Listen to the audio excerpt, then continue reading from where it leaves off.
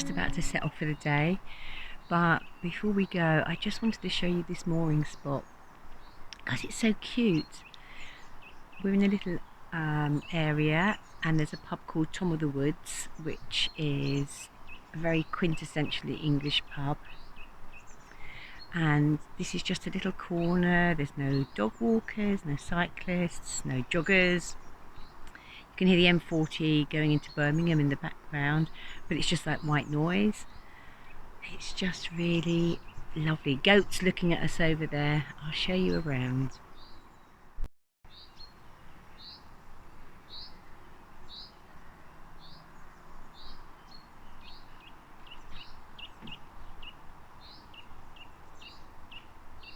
Gorgeous. And the pub is just over there. And just round the corner by this bridge there's this funny machine that Henry cranked up last night. They called us idle women when we first came to the boat with a big IW on our caps. They thought we were a joke. Of course, I was a landy then, a townie born and bred, and if it hadn't been for Adolf, I'd have been at home instead. The inland waterways, though, seemed to me the best war work around. Fresh air and travel, useful job, the best I could have found. I've learnt the art of splicing ropes and spinning round them, found coins recessed and towing straps. The learning never stops. So now, along with several chums, I ply twixt wharf and town with coal, potatoes, sugar, malt, delivered safe and sound. We idle women crew the boats, work the locks, and can load up the cargoes, shift the sacks as well as any man. So when this war at last is won, and I don't have a care, I'll buy my own small 40-foot and let gongoozlers stare.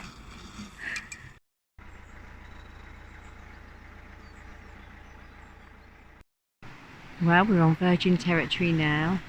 Down that way is Stratford. We've just come up a very awkward junction there, and we're back into single locks.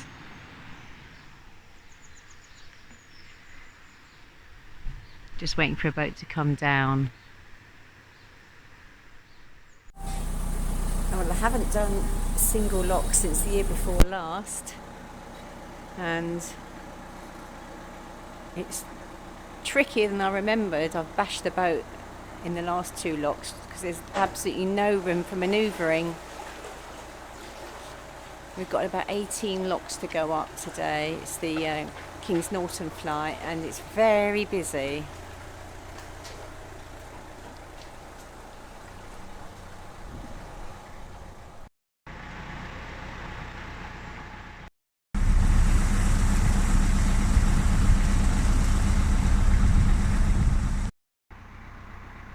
It's like going through the eye of a needle.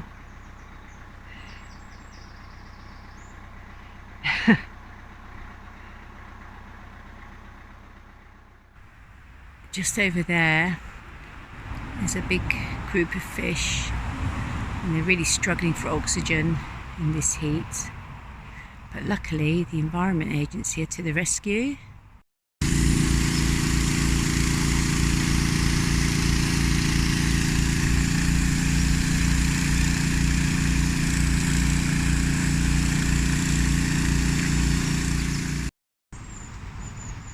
Every now and again you see a few dead ones floating around, so I guess they can't save them all. This morning we moored up last night near to a boatyard who were able to fit us in for an engine service this morning because it's due its 1,000-hour service. And we've heard about this bakery called Wedges, which is supposed to be really good. So we're cycling along the towpath because we've got 3 hours to wait before the service is done. So we're off for breakfast. Oh, I've just spotted a sign up there that says Wedges Bakery Shop. We've just come under the motorway and there's boats moored up under there. I can't understand why you'd want to moor under a motorway bridge. No, I don't. Well, maybe if you want to paint it, but you're always going to have some sort of a noise, aren't you, even at 3 in the morning? God, yeah. And there's all this beautiful canal along here, which is quiet. I'm sure there's a reason for it. Don't know what it is though. The smell coming out of here is amazing. Oh, I wish you could smell it. Wow. We've had our bacon sandwiches and I couldn't resist. And there's no way I'm getting that back to the boat on my bike, so I'm just going to have to eat it now. We're back on the boat from our breakfast. Feeling slightly sick, I have to say, after that cake. It was all right, that bakery. It wasn't, it was okay. It was a 3 stars out of 5. The bacon sandwich had no butter in it, so we had to ask for some.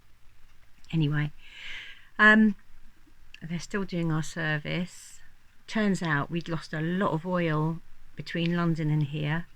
We've not been checking it enough, obviously, but also trying to figure out why we've lost so much oil. It's only a 1,000-hour service, so it should all be good. And they've just gone to ring Beta to check how much oil should go in, because in our book it's all in gallons and they want to make sure that it's right. It's sort of US standard, I don't know. Yeah, so there's been a bit of leakage into the engine bay, but they seem to be very thorough here. It's Swallow Cruisers, and they seem to know what they're doing here, so I'd give them a thumbs up for a service.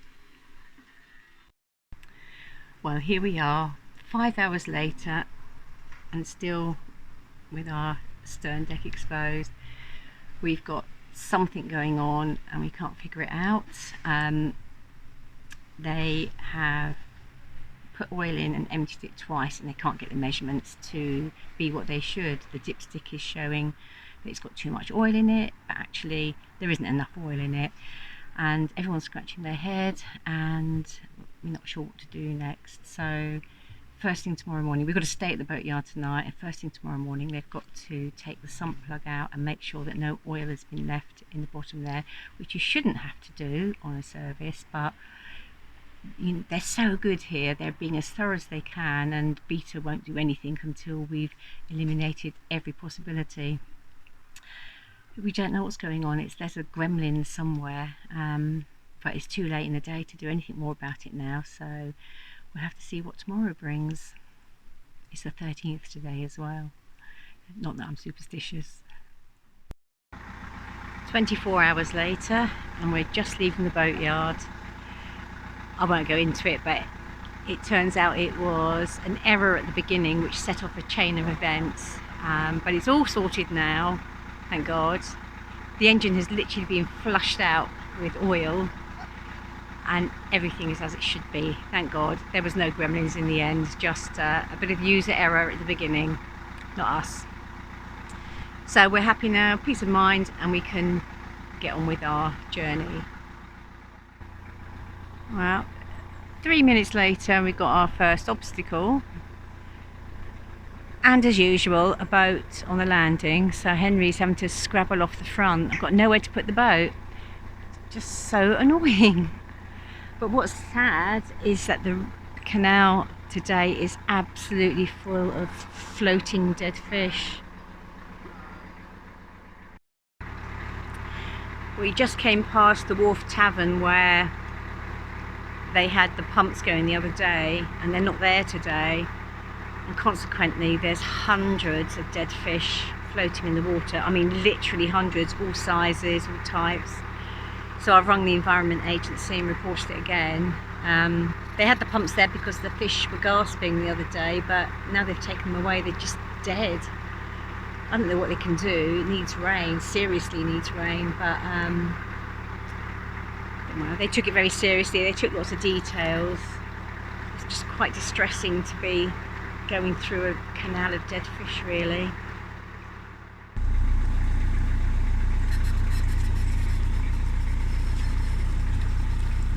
Just hundreds and hundreds of fish.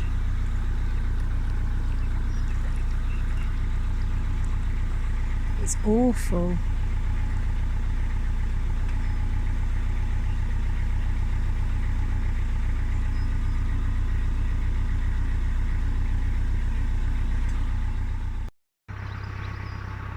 Today we are doing a short run to King's Norton, which is South Birmingham basically, and it's a very pleasant canal coming in this way. Last time we did Birmingham we came in on the Grand Union, and this is much more pleasant. I mean, we're in the suburbs but they're all hidden. Very nice.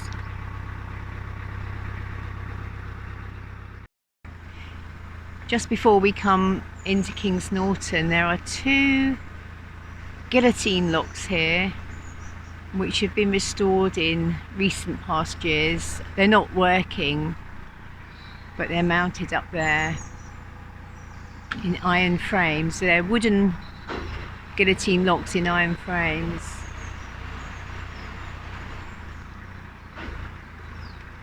Shame about the tagging, but they're rather nice.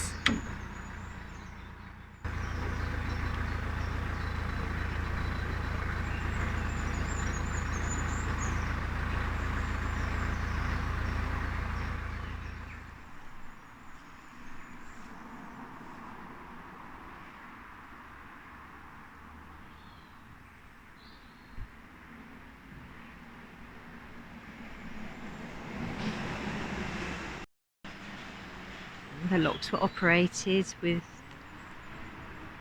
this mechanism. Just turn the handle and let the lock down. And then we came into King's Norton, which has a very tight right-hand turn to go up to Birmingham. This seems like it would be a nice place to moor, but it's not very popular amongst the boaters for whatever reason. And I wouldn't have minded staying here, but there was people going up and down on quad bikes, and so we decided to move up a bit where it was quieter. Unfortunately, we found ourselves outside of the local tip then, so it was smelled a bit like rotten cabbages all night, but it was only a night, so that's okay. And it meant we could cycle into King's Norton because, as you'll see in a bit, we found a very special place there.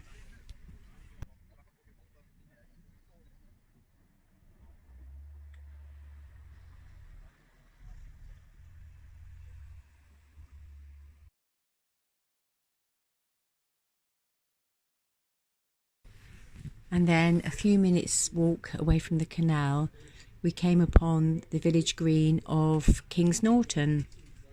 It's been here for 500 years and it's still very well used. They have a farmer's market here on Saturdays and an old church, lovely churchyard, the old Saracen's Head next to it. And it's just amazing that this place has stayed like this, with Birmingham completely surrounding it.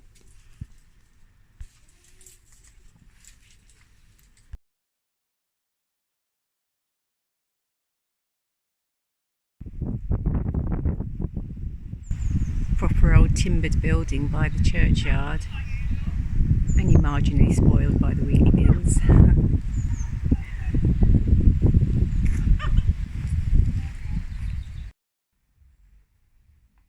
But this place for me was the best find of all.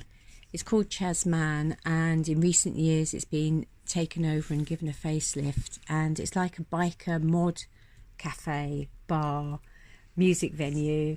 They sell motorbikes, they sell all the clothing. We came here for breakfast, we came here for cocktails in the evening, and then we came back to see a music night. It was absolutely amazing. I can't recommend it enough. Take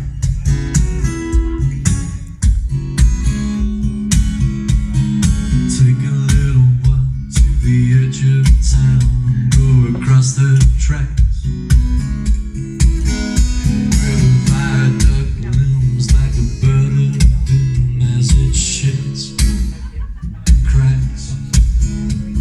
Secrets lie in the border fires and the humming wires. Man, you know you never go back.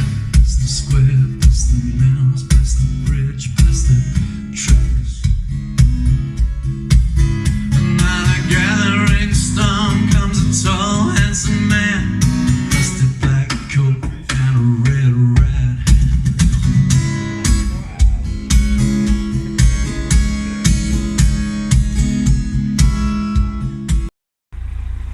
So after a stop at Edgbaston and a walk around the Botanic Gardens, we finally wend our way down to Gas Street Basin, where we'll spend the night before going off on the rest of our journey.